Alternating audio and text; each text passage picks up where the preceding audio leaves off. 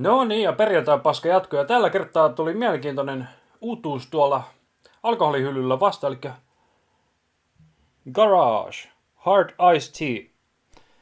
Eli ainakin se Garage Lemonade on oman makuun hyvän makusta. Et kokeillaanhan tätä sitten, eli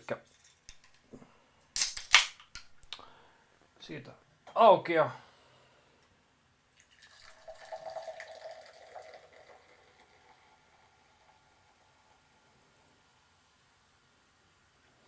noin. Eli se näyttää hyvin limonaadimaiselta. Tuoksuu aika simalta.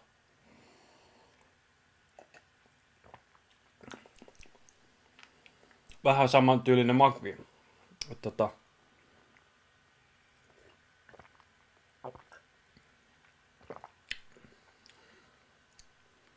Kyllä siinä sellainen aistii niin kun sieltä läpi tulee. Kyllä mä tää ainakin loppuun jäi se nyt siitä kiinni on. Ostaisin kyllä varmaan uudestaankin. Ainakin näin ensimmäinen perusteella, mutta itse asiassa nyt, kun mä oon juonut nyt verran, mikä ei olisi hirveän paljon vielä, niin alkaa tulla tuo makeus vähän tossa sille ällättävästi läpi, että mä veikkaan, että ei tätä hirveän montaa viittisi juoda, ellei tuo ihan hirveässä kännissä. Tai hirveän pieni nuori nainen, kun pannaa 28 kiloa.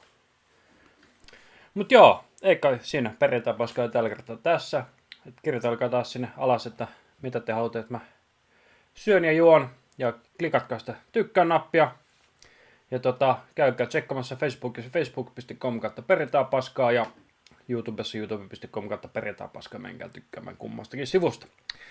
Eikä siinä, eli uutta paskaa ensi viikolla taas. Moro!